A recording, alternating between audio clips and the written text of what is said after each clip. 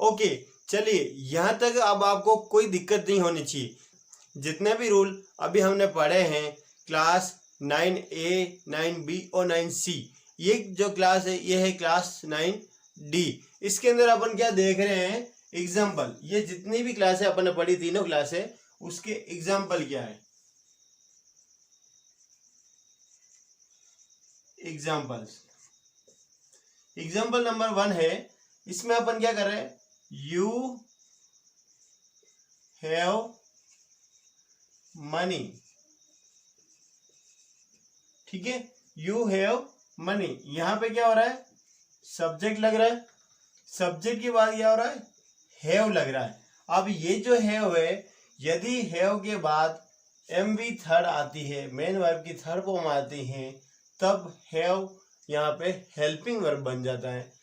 लेकिन क्या हो रहा है, हैव के बाद मेन वर्ब की थर्ड फॉर्म नहीं आ रही, बल्कि इसकी जगह क्या आ रहा है, नाउन आ रहा है। मनी क्या है, नाउन है। इसलिए जब कभी हैज या हैव के बाद एमवी थर्ड का प्रयोग नहीं हो, तो जो हेल्पिंग वर्ब है हैज या हैव, वो खुद क्या बन जाती है, मेन वर्ब बन जाती है। क्या बन जाती है, मेन वर्ब बन जाती है। और हैज और हैव मेन वर्ब की फर्स्ट फॉर्म के अंतर्गत आती है, ये मैंने अभी आपको टेबल में बताया था।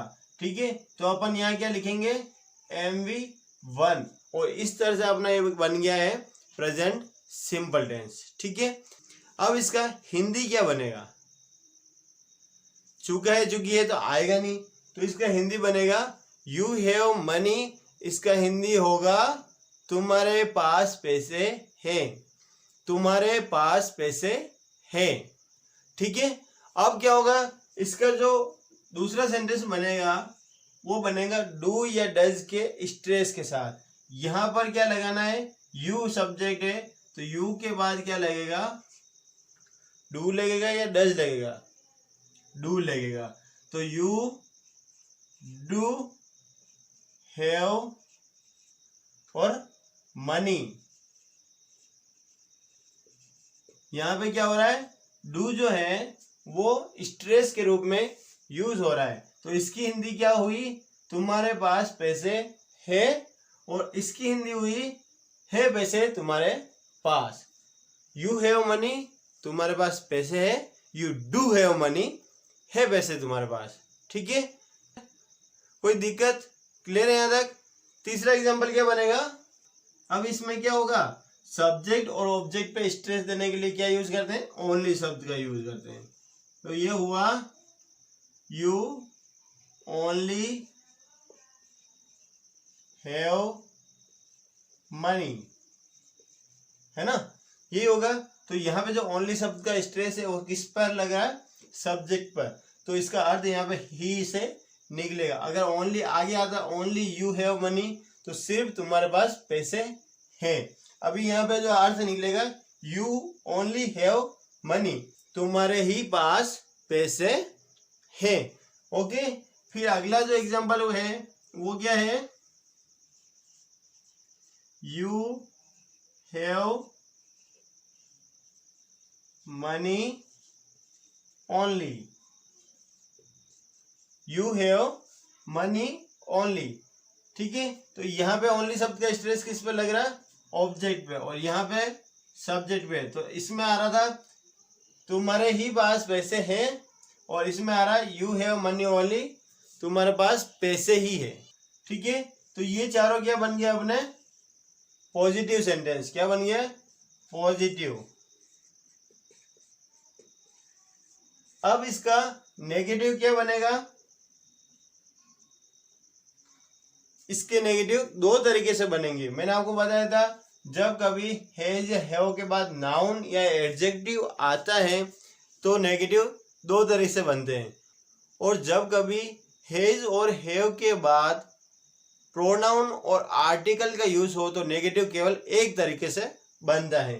अभी यहाँ पे क्या हो रहा है, नाउन का यूज हो रहा है, इसलिए इसमें नेगेटिव दो तरह से बनेंगे। पहला नेगेटिव क्या बनेगा इसका, यू के बाद क्या लगेगा, do not have money, you do not have money. यहाँ पे क्या यूज करेंगे अपन, यू डोंट हैव मनी। ये हो गया पहला तरीका, नेगेटिव का पहला तरीका। अब सेकंड जो बनेगा वो कैसे बनेगा, यू हैव नो मनी, तुम्हारे पास पैसे नहीं है। ये हो गया अपने नेगेटिव। क्या हो गया,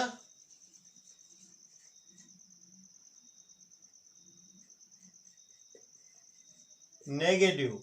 ओके, अब इसका 6 नंबर का सेंटेंस क्या बनेगा, वो होगा इंट्रोगेटिव। इंट्रोगेटिव सेंटेंस में शुरुआत किससे होगी, अभी इससे पहले वाली क्लास में बताया जस्ट, देखो वापिस क्या है, किससे शुरुआत होगी, हैव से होगी या डू से होगा,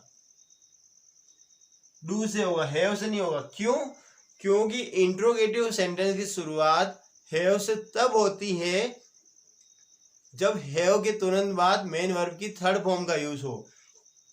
यहाँ पे कोई भी हैव के बाद मेन वर्ब की थर्ड फॉर्म का यूज नहीं हो रहा है, इसलिए इसमें हैव से शुरुआत नहीं होकर डू या डस से शुरुआत होती है। इस सेंटेंस में क्या लग रहा है, डू लग रहा है, तो इसकी शुरुआत कैसे होगी, do you have money, do you have money, क्या तुम्हारे पास पैसे है, क्वेश्चन मार्क लग जाएगा। ठीक है, अब इंट्रोगेटिव वाक्य को जब भी हमें आश्चर्यजनक रूप से दोहराने की जरूरत पड़े तब उसके अंदर हम सब्जेक्ट के तुरंत बाद डू का यूज करते हैं। तो इसमें क्या होगा, do you do have money, question mark. यहाँ पे ये जो डू है ये तो प्रश्नवाचक वाक्यों की शुरुआत होगी, और ये जो डू है वो सब्जेक्ट पर एक तरह का स्ट्रेस का यूज कर रहे हैं। तो इस तरह के सेंटेंस की हिंदी अर्थ क्या होगा, डू यू हैव मनी, क्या तुम्हारे पास पैसे है। और दूसरा जो सेंटेंस बन रहा है, do you do have money, यहाँ पे क्या हो रहा है, आश्चर्यजनक रूप से अपन इंट्रोगेटिव वाक्य को दोहरा रहे। Do you do have money, क्या है पैसे तुम्हारे पास, क्या होगा, क्या है पैसे तुम्हारे पास, मतलब हमें आश्चर्य हो रहा है, क्या है पैसे तुम्हारे पास, अपने को कभी विश्वास नहीं हो रहा है उसके पास पैसे हैं, तो अपन वापस पूछते हैं क्या है पैसे तुम्हारे पास। अब अगला जो सेंटेंस बनेगा वो बनेगा ओनली का। ओनली के दो सेंटेंस बन जाएंगे। पहला क्या बनेगा, सब्जेक्ट के बाद ओनली लगाना, और दूसरा बनाना है ऑब्जेक्ट के बाद। ठीक है, तो अगला सेंटेंस क्या हुआ,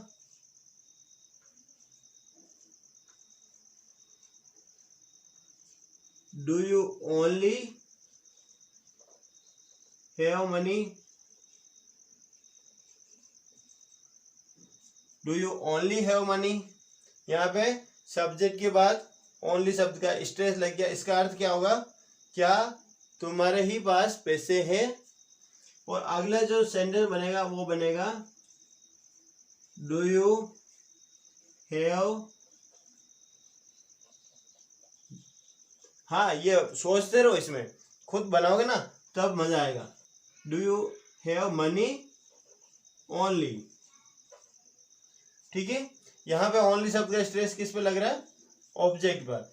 अब मेरे हिसाब से आपने अभी तक मेरी सारी क्लासेस देखी है तो आपको धीरे धीरे ये समझ में आने लग जाएगा। अगर आपने नहीं देखी तो पुराने वीडियो पहले देख ले, ताकि क्या आपको ये सब इजी लगने लग जाएगा। ओनली शब्द का स्ट्रेस यहाँ क्यों लगा रहे हैं, डू शब्द का यूज क्यों कर रहे हैं, इंट्रोगेटिव वाक्यों की शुरुआत किससे हो रही है, ये सारा यहाँ पे क्लियर हो जाएगा। तो ये 4 सेंटेंस बने इंट्रोगेटिव वाक्यों के। किसके बने, इंट्रोगेटिव प्रश्नवाचक वाक्यों के सेंटेंस बनिए। अब लास्ट सेंटेंस अपना बनेगा इंट्रोनेगेटिव। ठीक है, तो इंट्रोनेगेटिव वाक्यों की शुरुआत भी क्या होगी, डू से होगी।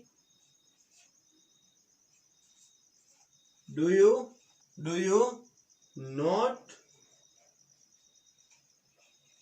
Not have money, question mark. Okay, यहाँ पे क्या हो रहा है, do you not have money, क्या तुम्हारे पास पैसे नहीं है। Okay, do you not have money, इसका जो दूसरा नेगेटिव ये जो है ना हैज नो, ये यहाँ पे यूज नहीं कर सकते हैं। ठीक है, तो इसका एक तरीका और यूज कर सकते हैं। कैसे कर सकते हैं अपन, जब अपन ने प्रेजेंट सिंपल पढ़ा था तो देखा था डू नॉट उठ के आगे आ जाएगा तो क्या बन जाएगा,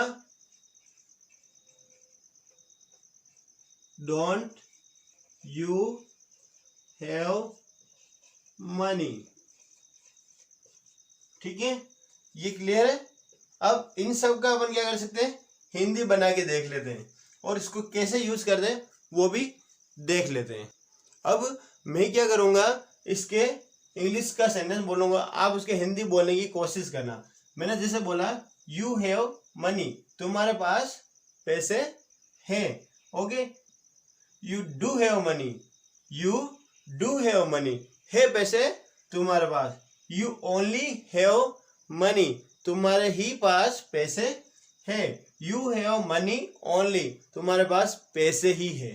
okay, you do not have money, तुम्हारे पास पैसे नहीं है। या फिर क्या बनेगा, यू हैव नो मनी, तुम्हारे पास पैसे नहीं है। हिंदी दोनों की सेम होगी, डू नॉट हैव लगा सकते हो, डोंट हैव लगा सकते हो, हैव नो लगा सकते हो, जो भी आपको सही लगे, जो भी आपको शॉर्ट लगे, अच्छा लगे। ठीक है, फिर अगला ये डू यू हैव मनी, क्या तुम्हारे पास पैसे है। Do you do have money, क्या है पैसे तुम्हारे पास। आश्चर्यजनक। Do you only have money, क्या तुम्हारे ही पास पैसे है। यू पे स्ट्रेस लग रहा ओनली का, क्या तुम्हारे ही पास पैसे है। Do you have money only, क्या तुम्हारे पास पैसे ही है। और लास्ट वाला सेंटेंस क्या है, do you not have money, या फिर अपन बोलेंगे डोंट यू हैव मनी। इसका हिंदी क्या बनेगा, क्या तुम्हारे पास पैसे नहीं है। अब इसको अपन क्या करते हैं, बोलचाल में कैसे यूज करते हैं देखते हैं। ठीक है, सबसे पहले अपन शुरुआत करते हैं क्वेश्चन वाचक शब्द से। तो अपन ने किसी से पूछा डू यू हैव मनी, उसका रिप्लाई आया आई डोंट हैव मनी। क्या यूज किया उसने, आई डोंट हैव मनी, है ना। आई के साथ डू लगेगा और नॉट लग जाएगा तो आई डोंट हैव मनी, मेरे पास पैसे नहीं है। ये हो गया एक तरह का सेंटेंस जिसमें अपन ने उसको क्या पूछा, डू यू हैव मनी, और उसका आंसर आया नो आई डोंट हैव। ये उसका नेगेटिव जवाब था।